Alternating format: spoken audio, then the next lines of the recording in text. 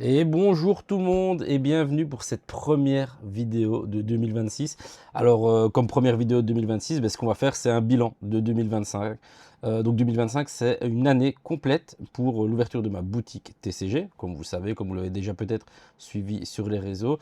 Et là j'en ai profité pour demander quelques questions que vous aviez par rapport à l'ouverture d'une boutique TCG, ce que ça impliquait.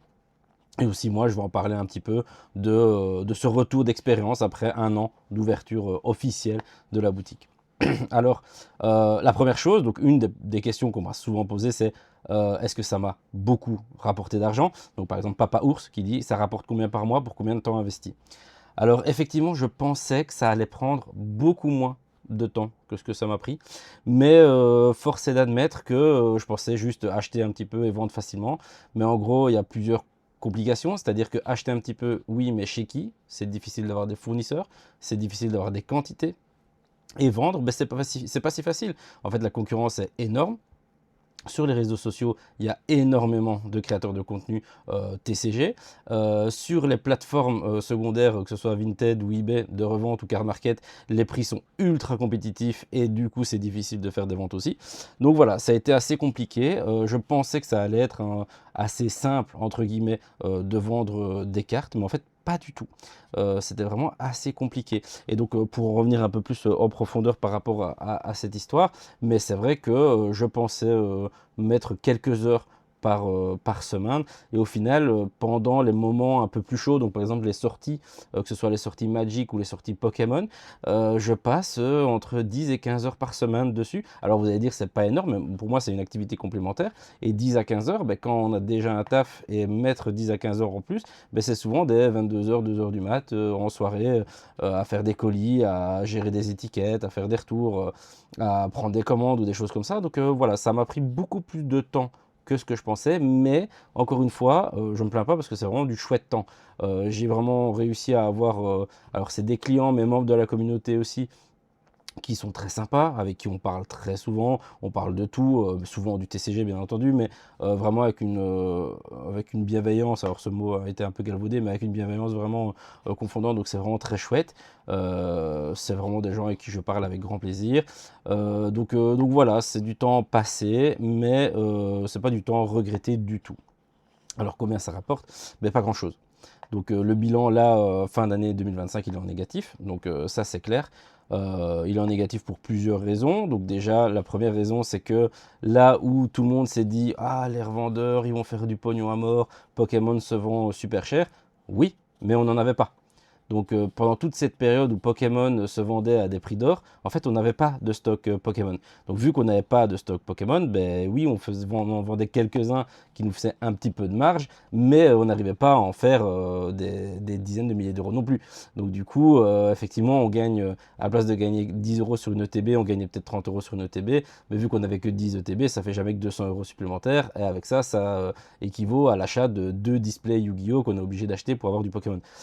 Donc voilà, financièrement, 2025 c'est négatif. Alors c'est pas énormément négatif non plus, mais c'est négatif. Il y a pas de positif du tout. J'ai pas gagné un franc sur l'année. Un franc, voilà, le vieux. J'ai pas gagné un euro sur l'année non plus. Donc voilà, pour tous ceux qui se disent tiens, c'est de l'argent facile, non, c'est une discussion qu'on a déjà eue, que j'ai eu assez régulièrement, mais un scalper, entre guillemets encore, je mets les gros doigts, mais quelqu'un qui va acheter une ETB 60 euros en magasin, qui la revend 80, va gagner plus d'argent qu'un revendeur officiel. Ça c'est clair, c'est sûr et certain. Maintenant voilà, ça reste, euh, ce n'est pas légal au regard de la loi, mais voilà, c'est comme ça. Donc faut se rendre à l'évidence, une boutique c'est compliqué. Maintenant, ce qui se fait aussi, et ce pourquoi je l'ai fait, c'est parce que je joue le long terme. Donc du coup, effectivement, là, je n'ai pas gagné d'argent, mais ça m'a permis d'avoir un peu plus de stock. Donc j'ai un peu de stock sur Magic, j'ai un peu de stock sur One Piece, j'ai un peu de stock sur Pokémon, que je garde pour pouvoir ressortir dans 2 ans ou dans 3 ans, pour pouvoir avoir une sorte de rotation entre le neuf et le nouveau, pouvoir proposer des anciens produits à la commu, qui permet du coup aussi de gagner un peu plus de marge et du coup de pouvoir réinvestir dans du nouveau. Donc on est obligé dans le monde du TCG de faire du long terme. Il n'y a pas le choix. Si on vend tout direct, les marges sont beaucoup trop basses. On est à du 5, du 10% de marge. Avec ça, on ne paye même pas les taxes, on ne paye pas l'eau, on ne paye pas le gaz, on ne paye pas la TVA, on ne paye rien du tout.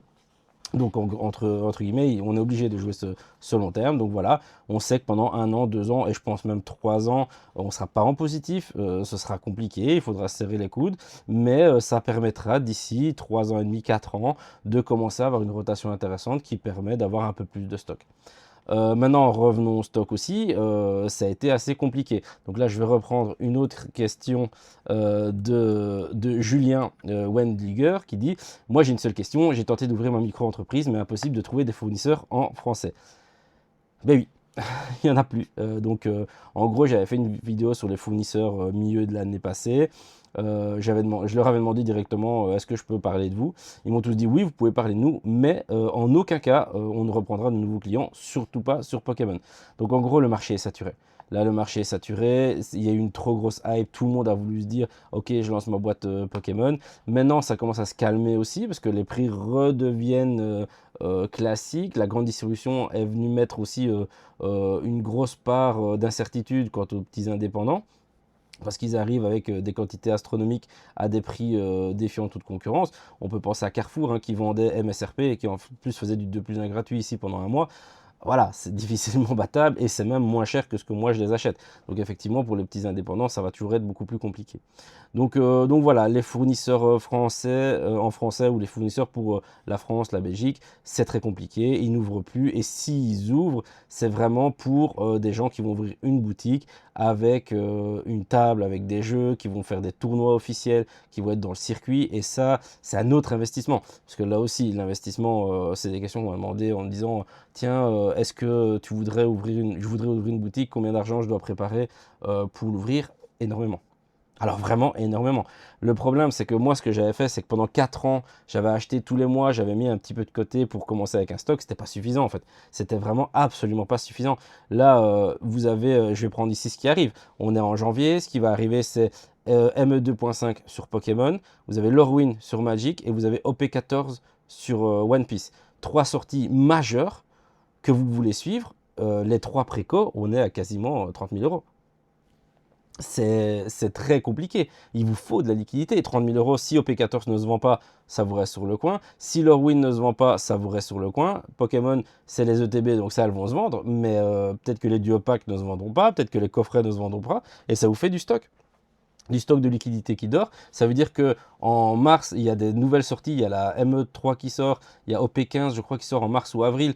Donc du coup, il faut remettre de l'argent encore dans la rotation, refaire des précommandes à plusieurs milliers, voire dizaines de milliers d'euros. Il faut y aller, hein. Il faut y aller, ça va être compliqué.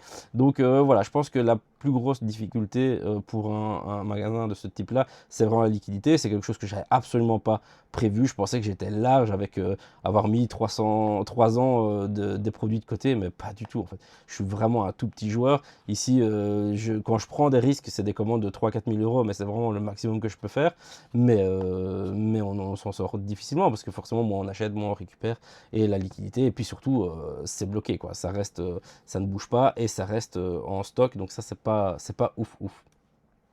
J'ai une autre question aussi qui va un peu dans ce sens-là, de Manonolita, qui demande combien de temps je dois y consacrer par semaine. Donc ça, c'est ce que j'ai dit, hein, ça dépend aussi des sorties. Donc des fois, c'est 2 heures par semaine, des fois, c'est 15-20 heures par semaine. Est-ce que tu as des employés ou tu gères tout seul? Je suis tout seul. Ma compagne m'aide de temps en temps, elle m'aide pas mal d'ailleurs, et surtout, elle m'aide à me permettre de mettre un peu de bordel et des caisses un peu partout. Mais surtout, non, c'est ma compagne qui m'aide principalement. J'ai pas du tout d'employé, enfin, je suis en négatif en étant tout seul. Donc un employé, c'est inimaginable encore pour le moment. Est-ce que tu aimerais rester une plus petite boutique ou avoir un commerce beaucoup plus grand à l'avenir? Alors un commerce beaucoup plus grand, non. J'ai eu un commerce pendant des années. Je ne veux plus de boutique avec des horaires, avec devoir gérer un comptoir, devoir gérer une boutique, les chaises, la propreté, les horaires d'ouverture qui sont catastrophiques. Pendant 2 ans, pendant 2 heures, ta personne, tu sais rien faire, tu peux pas bouger, ça devient compliqué pour faire une course, ça devient compliqué pour tout. Non, un commerce, ça, j'ai pas envie, donc ça, j'en ferai pas. Maintenant, oui, ça aurait été chouette si je gagnais ou si je débloquais assez d'argent pour engager 4 personnes et juste avoir des gens pour moi. Mais là, on est sur quelque chose qui sera peut-être dans 15 ans possible, et du coup, non, ça sort beaucoup trop loin. Donc, je ne pense pas qu'il y aura un commerce plus grand. Et alors, mon ressenti cette première année, ben, c'est que c'était très chouette. Je pense qu'on a pas mal travaillé. Les réseaux sociaux ont bien fonctionné.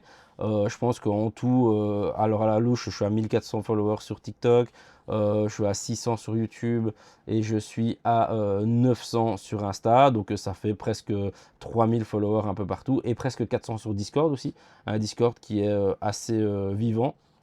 Et donc, c'est là où tout se passe au niveau des commandes, des précommandes et tout ça. Donc ça fonctionne bien. Un peu déçu de ne pas avoir pu avancer plus sur le site. Donc j'ai un site qui est en construction depuis très longtemps, que je n'arrive pas à mettre assez de temps dedans. Parce que quand j'ai du temps et que je ne dois pas faire des commandes, ou que je ne dois pas faire des précommandes, ou que je ne dois pas envoyer, aller au point poste ou des choses comme ça, ben, j'aime bien aussi prendre un peu de temps pour ma famille, pour moi. Donc voilà, je n'arrive pas trop à mettre du temps dessus. Mais ça arrivera. C'est le gros projet de 2026, c'est réussir enfin à sortir ce site et à arriver à m'en sortir par rapport à ça. Et ça va aider aussi pas mal de choses, que ce soit au niveau des commandes, que ce soit au niveau des prises d'informations. Ça me permettra de ne pas devoir passer des jours et des jours sur Discord à demander des adresses, des numéros de téléphone, envoyer des suivis ou des choses comme ça. Une fois que le site sera en place, tout sera automatisé et ça sera beaucoup plus simple. Donc voilà, un bilan, alors je vais pas dire mitigé parce que oui, financièrement c'est négatif, mais c'était très chouette. J'ai réussi à avoir des relations de confiance avec différents distributeurs. Il y en a qui sont pas forcément faciles à travailler, il y en a qui sont beaucoup plus simples que d'autres, il y en a qui sont très sympas, il y en a qui le sont moins. J'ai eu de la chance d'avoir commencé à 4 ans et du coup d'avoir pu créer cette relation de confiance avec les fournisseurs. Je pense que pour tous ceux qui voudront se lancer, ça va être un bon moment, fin d'année ou début d'année prochaine, pour se lancer, parce que je pense que Pokémon est un peu en train de baisser, donc il y aura moyen d'avoir des fournisseurs Pokémon, parce que je pense qu'il y en a pas mal qui vont arrêter de travailler là-dedans une fois que ça va rapporter encore moins, alors que maintenant ça rapporte déjà pas de la folie. Faites très attention à One Piece qui est en train d'exploser ici. Est-ce que ça va durer, est-ce que ça va pas durer? Ça, ce sera dans les mains de Bandai Namco, donc on verra ce que ça donnera. Donc voilà, c'était une année très sympa, une année de début, hein. Je pensais que ça allait commencer plus doucement, mais au final, ça a été quand même sur les chapeaux de roue dès le début. Donc je crois que les 3 premiers mois, on a fait 10 fois moins de ce qu'on a fait sur les 3 derniers mois. Donc c'est plus ou moins ça. Il y a eu 10 fois plus de commandes du 4e trimestre qu'au premier trimestre. Donc ce qui est énorme, ce qui est vraiment énorme. Donc là on est bien, c'est vraiment chouette. Les précos pour la sortie de mes M2.5 sont partis en quelques minutes. Donc franchement, pour l'instant, j'ai pas trop à me plaindre. C'est vraiment très chouette. On a fait de très belles rencontres. J'ai pas encore eu je touche du bois. J'ai pas encore eu de problème avec des clients, avec des colis ou des choses comme ça. J'essaie de travailler proprement, que ce soit avec la Poste ou avec Mondial Relais. Donc voilà, franchement, une année assez chouette qui présage de bonnes choses pour 2026, qui prévoit aussi qu'on va essayer de grandir un petit peu. Alors non pas, comme je disais, pas en boutique, mais de grandir un peu avec peut-être plus de quantité, peut-être plus de produits. Si je peux avoir plus de quantité, je peux faire des meilleurs prix. Donc ça, c'est vraiment quelque chose que je recherche. On a commencé une première collaboration aussi avec Otax Zone, donc un magasin qui lui est sur Tournai, dans lequel j'ai déposé quelques produits. Donc c'était des display collector Magic ou un peu de Pokémon ou un peu de One Piece, donc un peu toutes ces choses-là qui fonctionnent beaucoup plus en comptoir et en boutique que sur Internet.